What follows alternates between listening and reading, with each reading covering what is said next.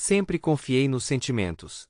Se eu sentir que preciso fazer isso, então farei, pode-se dizer intuição, que sempre me ajudou na minha vida. Mas como você pode prever o que uma pessoa pode mudar para você no futuro? Este continuará sendo um problema não resolvido para mim. Levei 9 anos de casamento para perceber que a pessoa que deixei entrar tão de perto em minha vida se tornaria um traidor patético.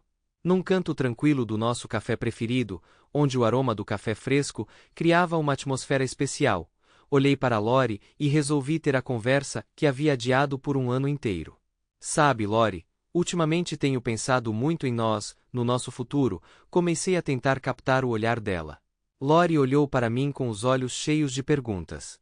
Você já pensou que talvez seja hora de pensar em constituir família? É uma grande decisão, claro. Nós dois temos carreiras, planos de viajar. Mas, no final das contas, estamos juntos há 9 anos, estamos financeiramente estáveis, e não nos resta muito tempo até os 30 anos. O tempo voa, continuei, tentando escolher as palavras com cuidado. Ela assentiu. Sim, o tempo não espera por ninguém. Vamos considerar isso seriamente. Nossa história começou logo depois que me formei na faculdade. Lori trabalhava no café no meu caminho para o trabalho, e à primeira vista, fiquei encantado. Mas demorei meses para encontrar coragem de convidá-la para sair. Um ano depois de nos conhecermos, eu a pedi em casamento e nos casamos na Flórida, rodeados de familiares e amigos. Lori sempre sonhou em abrir seu próprio café e juntas juntamos dinheiro para esse sonho, decidindo adiar a questão dos filhos para tempos melhores. Ao longo de 6 anos, conseguimos economizar o suficiente para adquirir e reformar um espaço abandonado. Demorou mais 2 anos para reformas e instalações, mas finalmente abrimos nosso café. Nosso café, In Your Plate, viveu um boom e tivemos que ampliar a equipe para atender ao crescente interesse dos visitantes. Durante esse período, estive ativamente envolvido no trabalho lá, enquanto minha esposa, Lori, assumiu a maior parte das responsabilidades administrativas. Sempre tivemos um plano de contingência caso as coisas não saíssem como planejado. Lori geralmente ficava até tarde no café cuidando da limpeza e das finanças, e às vezes eu a ajudava para que pudéssemos voltar para casa juntos. Tudo estava indo bem, e quando o café começou a gerar uma renda estável, começamos a pensar em expandir nossa família. Abordei o assunto com Lori, mas apesar dos meus esforços, não vi nenhuma iniciativa dela nesse sentido. Cheguei até a fazer um exame médico para garantir minha saúde e estava tudo bem. Sugerindo a Lori que fosse ao médico, recebi sua recusa, o que me preocupou. Um dia, durante o almoço em um restaurante, resolvi perguntar diretamente a Lori sobre nossos planos familiares. Ela expressou preocupação sobre quem administraria o café caso ela engravidasse. Propus encontrar um substituto durante sua ausência e até expressei vontade de trocar meu emprego pelo café. Lori concordou em tentar novamente, mas o tempo passou e ela nunca mais tocou no assunto, como se não a interessasse nem um pouco. Por fim, quando voltamos a tocar no assunto, Lori me acusou de ignorar seus desejos e sonhos de administrar o café. Fiquei desapontado não tanto com a discordância dela, mas com o abandono da nossa decisão previamente acordada. Sempre estive disposto a fazer concessões, enquanto Lori parecia não estar disposta a me encontrar no meio do caminho. Tudo começou quando decidi deixar de lado os meus desejos pessoais para apoiá-la na realização do seu sonho. Dobrei meus esforços, trabalhando horas extras para fazer uma contribuição financeira significativa. Muitas vezes, tive que abrir mão de algo pessoal para economizar para os objetivos dela. Mas quando ela expressou vontade de chegar a um acordo durante o jantar, uma semana depois da minha decisão, isso me encorajou. Imediatamente, começamos a trabalhar. Mas depois de 4 meses de fracassos, minha decepção atingiu o limite. Lori simplesmente não conseguia conceber. Tornei-me proativo, consultei um médico para um check-up, incluindo análise de esperma. Felizmente, meu local de trabalho oferecia várias visitas gratuitas por ano. O médico confirmou que estava tudo bem comigo, o que me levou a considerar possíveis problemas de fertilidade com Lori. Levantar esta questão não foi fácil. Eu não queria que ela se sentisse culpada ou visse isso como um ataque. Então, uma noite deitado na cama, Abordei o assunto com cautela, assumindo a culpa e sugerindo mais uma vez consultar um médico, apesar de ela ter certeza de que estava tudo bem e que só precisávamos esperar. Decidi ser paciente, fiz pesquisas e encontrei artigos afirmando que a concepção poderia levar anos. Tudo parecia normal, e tentei ser paciente até que certa manhã, enquanto me arrumava no banheiro, encontrei um pacote vazio de anticoncepcional no lixo. Essa descoberta me surpreendeu. Peguei o pacote, olhei para minha aliança de casamento na mesinha de cabeceira e de repente fiquei relutante em colocá-la. Eu não conseguia entender por que minha esposa usava anticoncepcionais.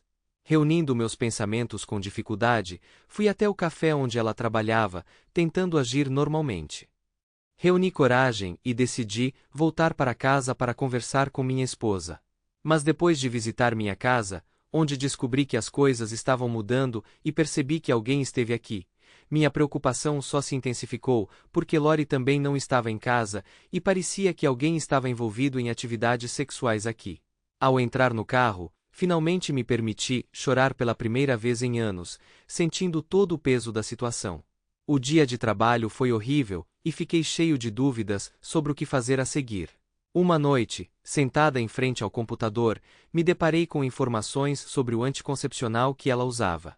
Descobriu-se que este contraceptivo só estava disponível mediante receita médica. Por que você precisa dessas pílulas se nós dois sonhamos em ter um filho? Você está enfrentando alguns problemas de saúde? Eu pensei. Decidido a não demorar, resolvi ir até ela e discutir tudo pessoalmente, escolhendo um café aconchegante para o encontro. Saindo mais cedo do trabalho, fui até o local indicado, mas para minha decepção, não consegui encontrar lugar para estacionar meu carro. Dirigindo pelo café em busca de estacionamento, acidentalmente anotei com um estranho na esquina do estabelecimento. O breve beijo deles mudou completamente minha percepção do que estava acontecendo. Eu não fui à reunião. Em vez disso, me virei e dirigi na direção oposta. Com o coração em choque, voltei para casa, onde as peças do quebra-cabeça começaram a se encaixar em minha mente. Tudo se encaixou. As pílulas, o desejo de evitar a gravidez de outra pessoa. Eu precisava de tempo para me acalmar e pensar sobre tudo. Depois de muita reflexão, percebi que não seria possível evitar o confronto direto, mas acusar sem provas não estava nos meus princípios. Então, encontrei Raymond Maldonado, um ex-detetive, que concordou em me ajudar a desvendar a situação. Tem certeza de que deseja saber toda a verdade? Ele perguntou. Minha determinação era inabalável. Eu precisava de fatos para meus próximos passos. À noite, quando voltei para casa, Lori perguntou por que perdi a reunião. Só não estou me sentindo bem, brinquei, tentando esconder meus verdadeiros sentimentos. Nos dias seguintes, mantive distância, passando mais tempo no escritório e evitando encontros desnecessários. Houve uma luta dentro de mim sobre a decisão que tive que tomar depois de receber os resultados da investigação. Após uma semana de investigação, Raymond me convidou para um encontro. Cumprimentando-me, ele imediatamente me entregou um copo de uísque. Bebi de um só gole e sentei-me. Raymond me entregou um arquivo e revi seu conteúdo. Scott Huerta, ex-colega de classe de Lori, foi a última pessoa com quem ela dormiu. Eles cometeram adultério, juntos em um motel, não muito longe do café. Sinto muito, Mike, mas ela está te traindo. Tudo o que é necessário para provar a infidelidade dela em tribunal está nesta pasta, disse ele. Fiquei em silêncio, simplesmente me sentindo vazio. Não havia tristeza nem raiva. Demorei alguns minutos antes de me levantar. Apertei a mão de Raymond e agradeci. Chegando em casa, esperei a volta de Lori. Quando ela chegou, eu já estava na cozinha, me preparando para uma conversa difícil. Vamos conversar, eu disse, entregando-lhe uma xícara de café e convidando-a a sentar-se. Não vamos falar sobre gravidez. Estou muito cansada e sem disposição, ela disse sem muito interesse. Ela relutantemente sentou-se. Nunca falaremos sobre gravidez. Você já desistiu disso. O médico receitou uma boa pílula para você, eu disse, tirando da bolsa um cartão anticoncepcional vazio e colocando-o sobre a mesa. Eu vi sua surpresa e constrangimento. Estava na lata de lixo do banheiro, porque ninguém mais apareceu na casa que era sua, comecei. Também descobri que você tinha consulta médica para evitar gravidez. Deixe-me esclarecer para você. Eu só estava preocupado com o nosso futuro. Eu não queria filhos. Eles teriam ficado no nosso caminho, disse ela. Pare de mentir para mim, gritei. Ela cobriu a boca com a mão e engasgou, começando a chorar. Você só está com raiva porque não quero filhos com você. Você é uma pessoa terrível, ela soluçou. Eu te amo, eu disse, tirando a foto de Lori nua com Scott no motel. Deixe-me mostrar como é uma pessoa desprezível. Você está me espionando. Você está tentando me confundir, ela gritou. Atirei a caneca de café da mesa, não nela, mas ao lado dela. Foi o suficiente para fazê-la entender a gravidade da situação. Encontrei seu olhar e, cuidadosamente, tirei a caneca de café de suas mãos. Não vou deixar isso acontecer de novo, sussurrei para mim mesmo. Ela se virou vendo a caneca batendo em sua foto na parede, derramando seu conteúdo. Sinto muito, eu. Foi acidental, ela começou, com lágrimas brilhando em seus olhos. Isso foi um erro. Scott, ele é um velho amigo. Velho amigo? Eu explodi. Você acha que o cara que te conheceu secretamente durante meses é apenas um velho amigo? A confissão dela sobre as reuniões clandestinas ferveu meu sangue. Bati com força o punho na mesa, exigindo compostura de mim mesmo. Levei 5 minutos antes de conseguir recuperar o controle. Você pode juntar suas coisas e ir embora.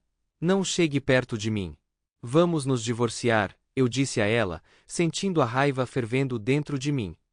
No dia seguinte encontrei-me com o advogado e contei-lhe as minhas intenções. Eu não queria sair de casa até que o divórcio fosse finalizado. Na sexta-feira, apresentei-lhe os documentos. Ela pegou os papéis com espanto. Você pensou que eu toleraria sua presença? Ela sorriu, mal contendo as lágrimas. Nós vamos conseguir sem você, respondi com firmeza. Está claro agora. Vamos vender o café e dividir os lucros. Esse é o meu acordo, ela resistiu. Não quero vender, é meu. Você tem que reembolsar cada centavo que investi, insisti. Caso contrário, iremos a tribunal. Saí de casa determinado a não permanecer passivo. Eu precisava de testemunhas, então fui ao café falar com o garçom, que certamente sabia da infidelidade de minha esposa. Mas ele optou por não divulgar a informação, embora eu tivesse certeza de que ele sabia e entendia tudo. Na semana seguinte, o advogado de Lori propôs um acordo. Eu poderia ficar com todo o resto se ela ficasse com o café. Mas não era só o café que eu queria. Eu queria levar tudo dela até o último dólar, para que ela ficasse sem nada e se arrependesse de suas ações pelo resto da vida. Decidi que ela não merecia que eu concordasse com seus termos. Então pedi ao meu advogado que os rejeitasse. Eu estava planejando encontrá-la no tribunal quando voltasse do escritório para casa. Eu estava me preparando para a próxima batalha legal. Mas no dia seguinte minha mãe ligou e perguntou se eu poderia passar por aqui. Ela morava perto, então não seria um grande desvio. Minha mãe mora sozinha desde que me casei, pois meu pai faleceu de ataque cardíaco enquanto eu estava na faculdade. Ela estava aposentada e administrava a casa, mas isso não era suficiente para cobrir todas as suas contas e compras todos os meses. Ajudei quando pude. Eu sabia que minha mãe estava fazendo sacrifícios para garantir que eu tivesse tudo de que precisava, especialmente durante os momentos difíceis depois da faculdade, quando eu estava tentando me equilibrar sozinho, então ajudar minha mãe era uma dívida que eu tinha. Quando cheguei na casa dela, ela já estava esperando na varanda. Sentei-me com ela e perguntei o que havia de errado. Você está pedindo o divórcio? Ela perguntou. Sim, Lori e eu vamos nos divorciar, respondi friamente. Lori me ligou e pediu desculpas. Você precisa perdoá-la e seguir em frente, disse minha mãe. Eu olhei para ela. Minha mãe tem opiniões tradicionais sobre as relações familiares. Ela assentiu, enfatizando que nossa família luta pelo casamento e não desiste diante dos obstáculos, aconteça o que acontecer. Ouvi minha mãe, mas não mencionei o caso porque pensei que isso a machucaria profundamente. Eu não pude deixar de revirar os olhos. Eu conhecia muitos membros da família por parte de minha mãe que estavam presos em casamentos infelizes por causa de sua forte resistência ao divórcio. Independentemente de quão generosas fossem as ações de um parceiro para com o outro, alguns sofriam abusos constantes, infidelidade e até famílias secretas. Mas mantiveram a fachada de cristãos impecáveis, o que me pareceu estranho. Era tudo falso, e eu não queria continuar vivendo na ilusão de um casamento feliz. Minha mãe sugeriu procurar ajuda, recomendar terapia ou tentar resolver as coisas. Ela mencionou que Lori parecia se arrepender de suas ações e não queria o divórcio. Mais uma vez revirei os olhos, convencido de que a única preocupação de Lori era aplacar minha mãe. Vou pensar sobre isso, eu disse, mas no fundo eu não tinha intenção de deixar Lori fora de perigo. Eu já havia deixado claro para ela que aceitaria a decisão do juiz, mas não concordaria com seus termos. Como já havia feito muitas vezes antes, eu me preocupava comigo mesmo e com meu bem-estar, então não faria concessões a alguém que me traísse. Uma semana depois, no meu dia de folga, fui acordado por um telefonema da minha mãe. Estou tendo problemas com o computador, ela disse. Já previ que seria o de sempre. Minha mãe, que não entende muito de tecnologia, está se envolvendo em seus assuntos online. Entendi, logo estarei aí. Respondi sabendo que outra visita à casa dela me aguardava para ajudar com arquivos e fotos. Depois de liberar espaço no disco rígido, verifiquei rapidamente o desempenho do computador. Abrindo o navegador, vi e-mails da minha mãe e da Lori. Mãe, por que você recebe tantos e-mails da Lori? Eu perguntei, notando as mensagens recentes. A resposta da minha mãe me chocou. Acontece que Lori confessou sua infidelidade a ela. Eu não pude acreditar no que via enquanto lia sobre isso nos e-mails. O que me enfureceu ainda mais foi a certeza da minha mãe de que eu não deixaria Lori por causa disso. Ao continuar lendo, me deparei com uma carta onde Lori pedia conselhos à minha mãe sobre nosso divórcio. Minha mãe, confiante de que eu nunca iria embora, aconselhou-a a manter seus assuntos escondidos e a não trazer outros homens para nossa casa. Foi demais. Senti meu sangue fervendo em minhas veias. Como minha própria mãe pôde fazer isso? Rolando mais adiante, encontrei uma carta onde Lori pedia ajuda à minha mãe. Minha mãe cometeu seu primeiro erro presumindo que eu nunca me divorciaria. Ela nem sabia que meu pai, que parecia tão fiel, tinha realmente ido embora por causa de suas ações tolas. Percebi que minha mãe havia traído meu pai, e ele sabia disso e queria se divorciar dela. Percebi que ele teria pedido o divórcio unilateral se soubesse da infidelidade dela.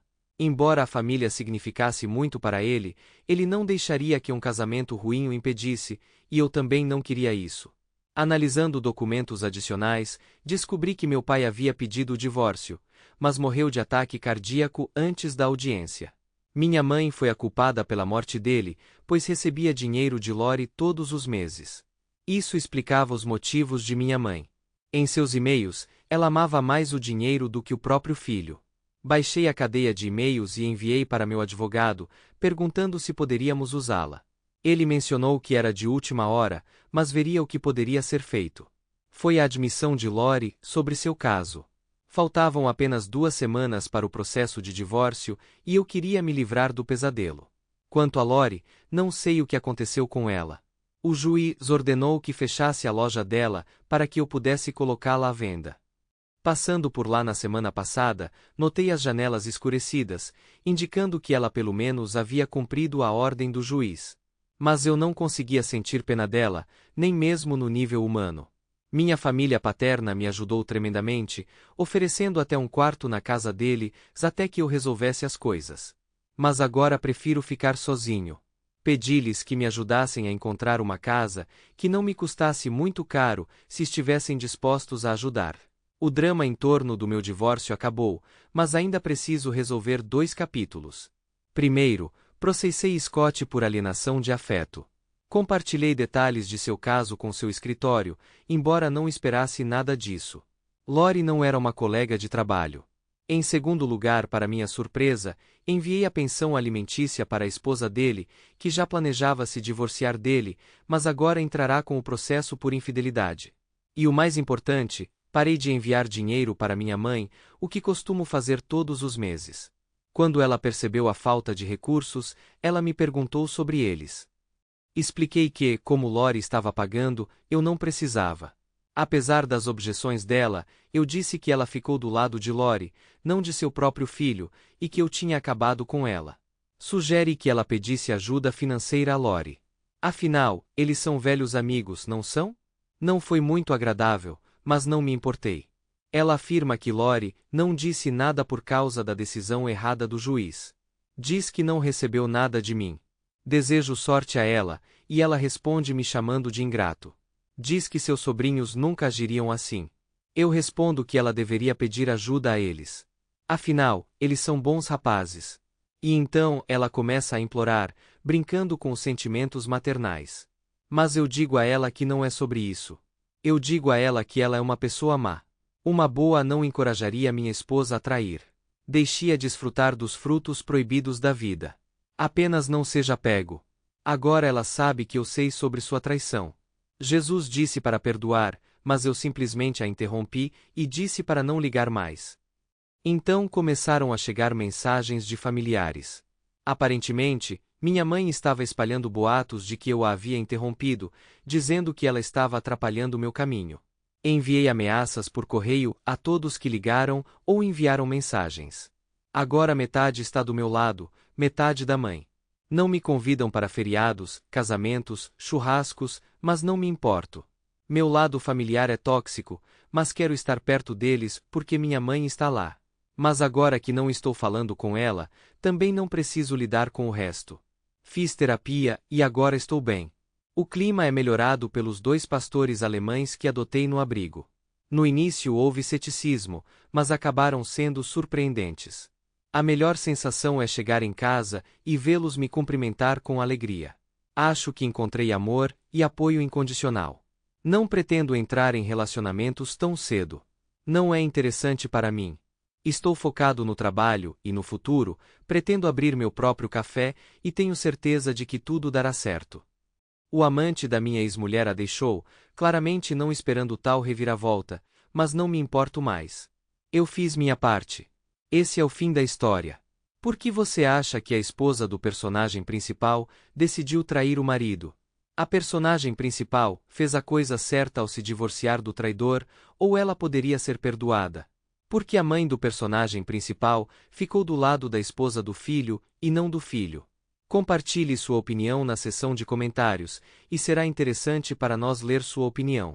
Além disso, não esqueça de curtir e se inscrever no canal, para não perder histórias novas e não menos emocionantes. Boa sorte!